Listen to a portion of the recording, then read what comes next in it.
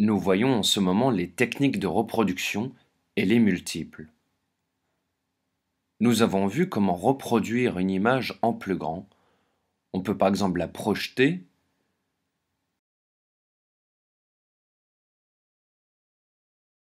l'imprimer ou utiliser la technique de la mise au carreau pour agrandir notre image.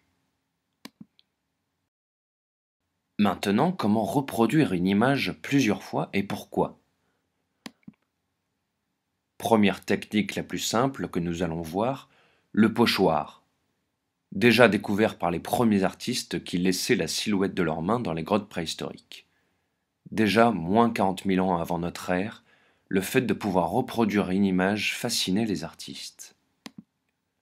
Encore aujourd'hui, le street art utilise plusieurs techniques de reproduction. La technique de la mise au carreau pour des formats plus grands.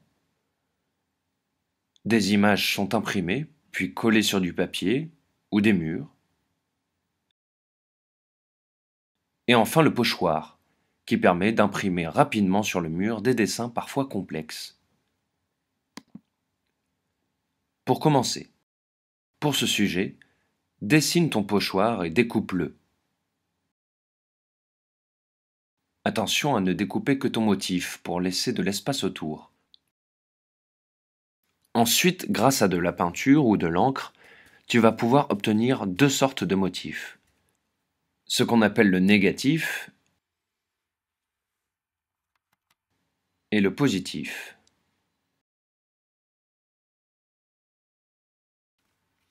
Quand tu auras créé ton pochoir, pour ce sujet, utilise ton pochoir pour reproduire plusieurs fois ton motif et créer une image qui a du sens. Par exemple, une feuille reproduite plusieurs fois peut devenir un arbre.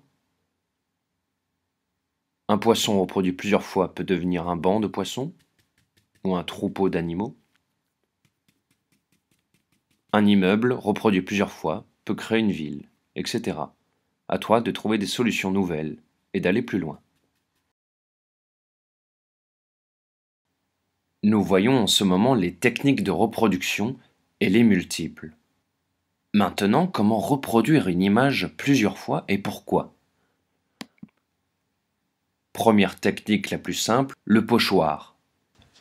Maintenant, découvrons une autre technique de reproduction, la gravure. Au Moyen Âge, si l'on voulait une image, on la commandait à un artiste, qui la réalisait à la main. Cela coûtait très cher et prenait parfois des années à être réalisé. Les livres étaient également recopiés à la main, et les images, comme les enluminures par exemple, étaient peintes directement sur le livre.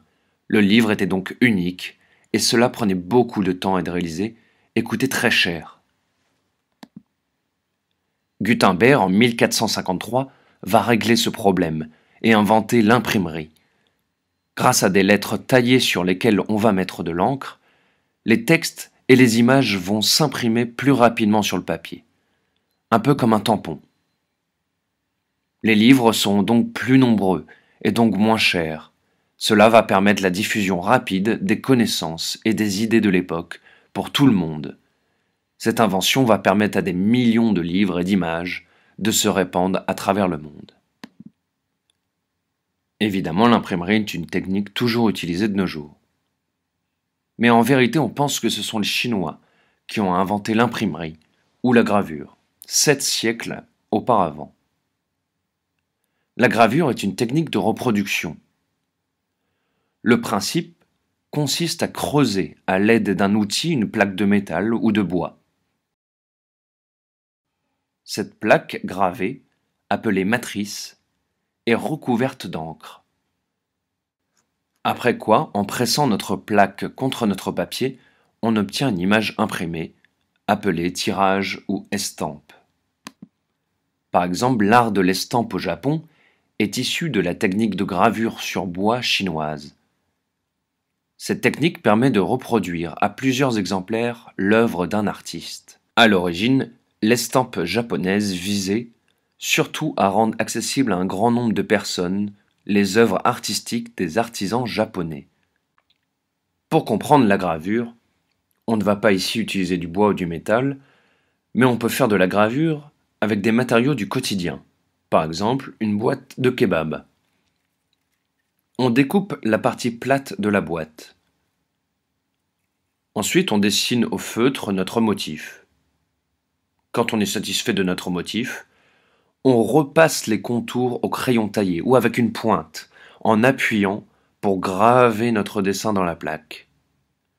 Le but, c'est d'avoir un creux où l'encre n'ira pas et un plat où l'encre ira. On met de l'encre sur notre plaque. Du coup, les parties gravées ne vont pas recevoir d'encre. Ensuite, on applique la feuille rapidement sur notre plaque et on presse.